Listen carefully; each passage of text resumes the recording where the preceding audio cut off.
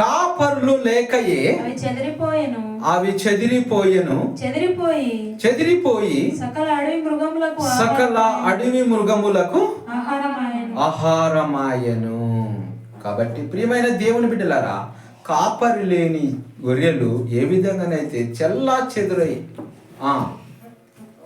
అడవిలోని మృగములకు, అంటే ఈ లోక సంబంధమైన వ్యక్తులకు ఆహారముగా మార్చబడతాం. లోక సంబంధమైన వ్యక్తులు ఎవరు?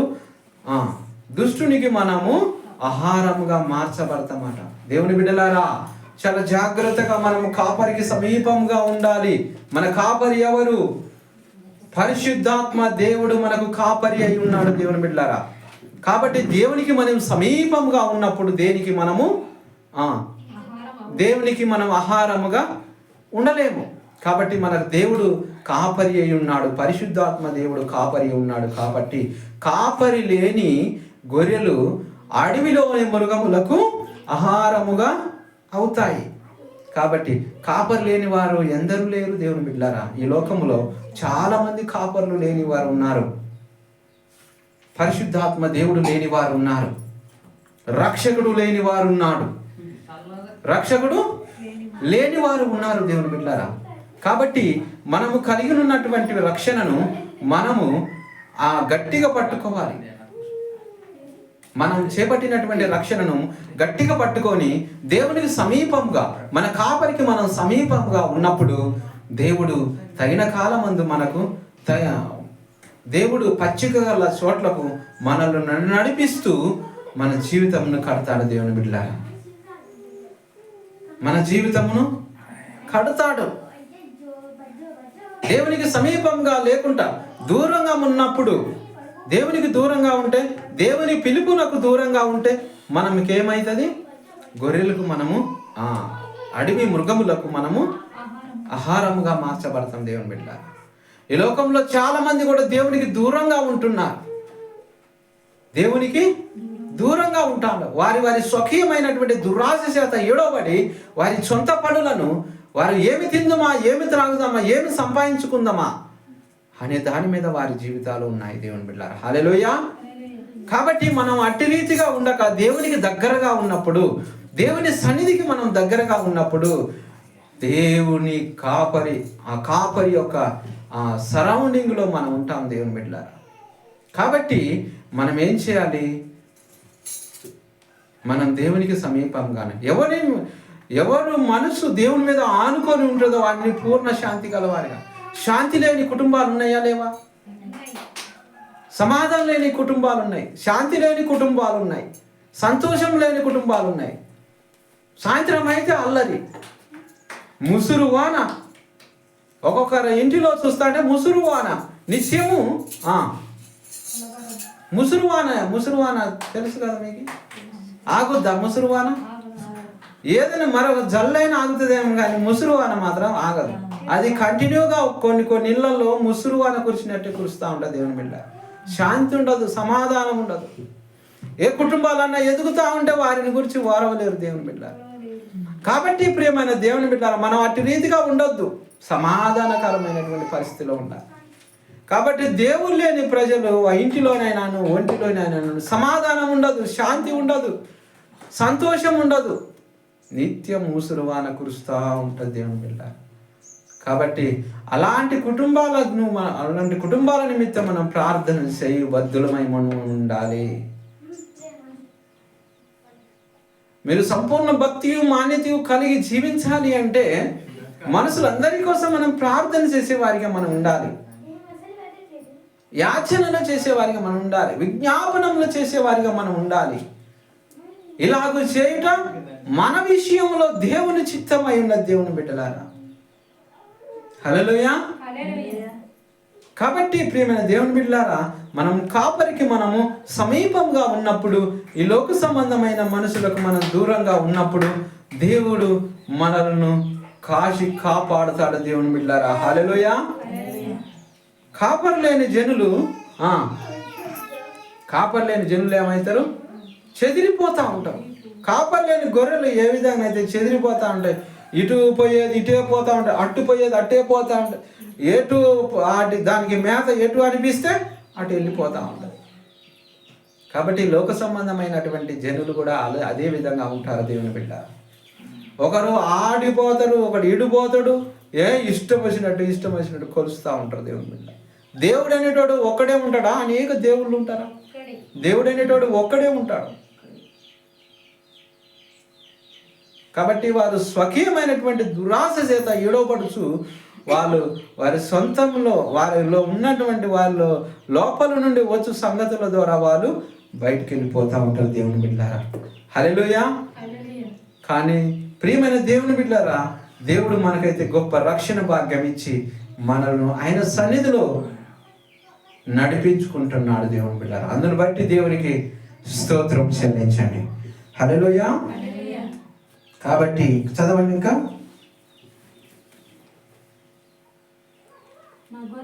నా గొర్రెలు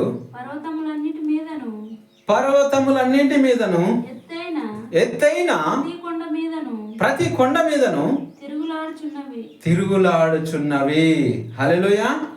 ఎక్కడ తిరుగుతాని అంట గొర్రెలంతా? ఎత్తైన ప్రతి కొండ మీదను పర్వతముల మీదను తిరుగులాడుతున్నాయి. కొద్దిగా దొరికిందంటే మనకు కొద్దిగా ధనము అయితే, భూములు కొద్దిగా ఉన్నాయంటే, డబ్బు కొద్దిగా ఉన్నదంటే దేవుడు ఎందుకు వాటి మీద డబ్బు 1,00,000 రూపాయలు ఉన్నాయంటే దాని మీదనే తిరుగుతూ ఉంటాడు. ఎక్కడ తిరుగుతూ ఉంటాడు? నాకు ఇవి ఉన్నాయి కదా, దేవుడు ఏం దానికి? నాకు ఈ భూమి ఉంది కదా, ఇంత భూమి పెట్టుకొని ఇంత బలగం పెట్టుకొని నాకు దేవుడు ఏం దానికి? నాకు ఆహారం దొరుకుతుంది కదా, నాకు దేవుడు ఏం దానికి?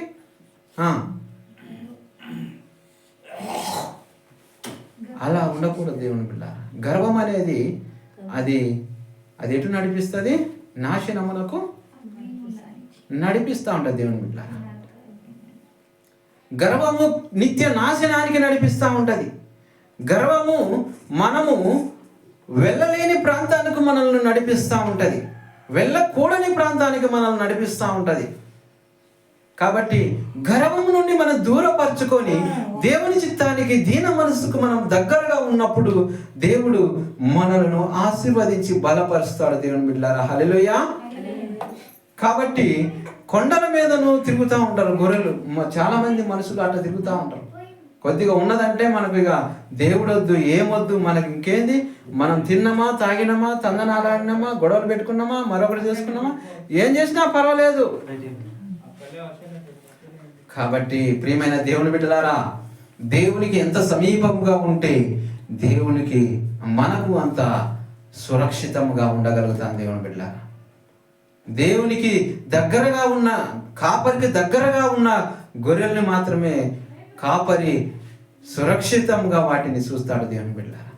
మనం దేవునికి దూరంగా ఉంటే, మనకిష్టం వచ్చిన ప్రాంతంకి వెళ్ళి ఉంటే అక్కడ క్రూర ముఖములు ఎవని మింగుదునా అని దుష్టుడు వల వేస్తూ ఉంటాడు దేవుని బిడ్డలారా.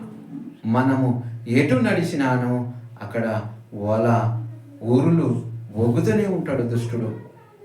కాబట్టి మనము నడిచినాను, నిలుచున్నాను, పని చేసినాను, దేవుణ్ణి మనం స్మరణ చేస్తూ మన విశ్వాస జీవితంను కొనసాగించినప్పుడు దేవుని చేతిలో మనం సురక్షితంగా ఉండగలుగుతాం దేవుని బిడ్డలారా.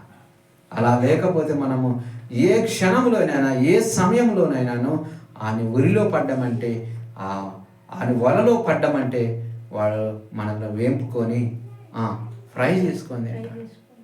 వేంపుకొని తింటాడు, ఫ్రై చేసుకొని తింటాడు. వానికి ఇష్టం వచ్చినట్టు వాడు మనల్ని వాడుకుంటాడు. హల్లెలూయా. కాబట్టి వేంపుకొని తినుడు, ఫ్రై చేసుకొని తినుడు అంటే ఏంది? ఇష్టం వచ్చినట్టు ఖర్చులు పెడతా ఉంటాడు. ఊరికినే వేంపుతా. వేంపుడు అనేది, ఒక చేప వేంపినామంటే అది ఊరికినే అవుతుందా? ఆయిల్ కావాలా, అన్నీ కావాలా. కాబట్టి మనల్ని వేంపుకొని వాడు ఫ్రై చేసుకొని వాడు తింటాడు. వానికి దగ్గరగా ఉండు, వలలో పడ్డామంటే. కాబట్టి కాపరికి మనం దగ్గరగా ఉండు అంటే ఏంటంటే, దేవుని యొక్క మందిరానికి దగ్గరగా ఉండాలి. సమాజముగా కూడుకున్నప్పుడు ఆ కూటమిలో మనము ఆ పాలిభాగస్తులుగా ఉండాలి. దేవుని వాక్యాన్ని నిత్యము మనము ధ్యానం చేసుకోవాలి. దేవుని వాక్యానుసారమైన జీవితం మనం కట్టుకోవాలి. దేవునికి మనము ఆనుకొని మన విశ్వాస జీవితమును కొనసాగించాలి. అటు రీతిగా ఉన్నప్పుడు దేవుని చేతిలో మనం సురక్షితంగా ఉండగలుగుతాము. సురక్షితంగా ఉండాలి అంటే ఇటు రీతిగా మనం ఉండాలి. కాపరికి మనము సమీపంగా ఉండాలి. ఇంకా చదవండి. హల్లెలూయా. నా గొర్రెలు భూమి అందంతటా చెదిరిపోయి ఉండెను. వాటిని గూర్చి విచారించువాడు ఒక్కడును లేడు. హల్లెలూయా. వెతుకువాడు కూడా ఒక్కడును లేడు. దేవుడు చూడు ఎంత విచారపడుతున్నాడు. దేవుడు ఎంత విచారపడుతున్నాడు. దేవునికి సమీపంగా ఉండకుండా, దేవునికి దగ్గరగా రాకుండా, దేవునికి లేఖనాలు వినకుండా, దేవునికి మందిరంకు రాకుండా వారి వారి క్రియల చేత వారు వెళ్ళిపోతున్నప్పుడు దేవుడు ఎంత విచారపడుతూ ఉంటాడు. దేవునికి దుఃఖకరమైనటువంటి పనులు మనము చేయొచ్చునా? చేయకూడదు. దేవుని బిడ్డలారా, దేవుని దుఃఖపరిచే కార్యాలు, దేవుడు అంగలార్చే కార్యాలు మనం చేయకూడదు. దేవుని బిడ్డలుగా మనం ఉండి దేవునికి సమీపంగా మనం ఉండగోరాలి. దేవునికి దూరంగా వెళ్ళిపోతున్నారట ప్రజలందరూ. నా ప్రజలు అంటాడు. దేవుడు ఏమంటాడు? ఎవరిని అంటాడు? నా ప్రజలు, నా గొర్రెలు. నా గొర్రెలు చెల్లా చెదిరై వెళ్ళిపోతున్నాయి. కాబట్టి నా బిడ్డలు అటు అయిపోతా ఉంటే దేవునికి దుఃఖం ఉండదా? మీ బిడ్డలే ఇష్టం వచ్చినట్టు ప్రవర్తిస్తూ ఉంటే దుఃఖం ఉండదా? తల్లిదండ్రులకు ఉంటుందా? ఉండదా? కాబట్టి నిన్ను నన్ను కన్న దేవుడు, నిన్ను నన్ను ఈ భూమి మీదకి పంపించిన దేవుడు. ప్రియమైన దేవుని బిడ్డలారా, భూమి మీద మనము దేవునికి ఇష్టానుసారంగా ఉన్నప్పుడు పరలోక సంబంధమైనటువంటి సంగతుల ద్వారా మనము కట్టబడ్డప్పుడు, ఆత్మ సంబంధమైనటువంటి సంగతుల ద్వారా మనము మన ఆత్మీయ జీవితం నిర్మించినప్పుడు దేవుడు పరలోక రాజ్యమునకు మనలను చేర్చుకుంటాడు. దేవుని బిడ్డలారా, ఆత్మ సంబంధమైనటువంటి సంగతులు మనలో ఉండవు. దేవుని వాక్యం మనలో ఉండదు. మనం ఇష్టం వచ్చినట్టు ప్రవర్తిస్తాము. పరలోక రాజ్యమునకు మనము వెళ్ళలేము. దేవుని బిడ్డలారా, అలాంటి స్థితిలో మనం ఉన్నప్పుడు పరలోక రాజ్యమునకు మనం వెళ్ళలేము. కాబట్టి ఆత్మలోకంలోకి మనం వెళ్ళాలి అంటే ఆత్మలోకంలో ఏ సంగతులు అయితే, అంటే దేవుని రాజ్యంలో ఏ సంగతులు అయితే ఉన్నాయో ఆ సంగతులన్నీ కూడా మనము పునికి పుచ్చుకున్న వారమై మనం ఉండాలి. పునికి పుచ్చుకున్న వారమై మనము ధరించుకున్న వారమై మనం ఉండాలి.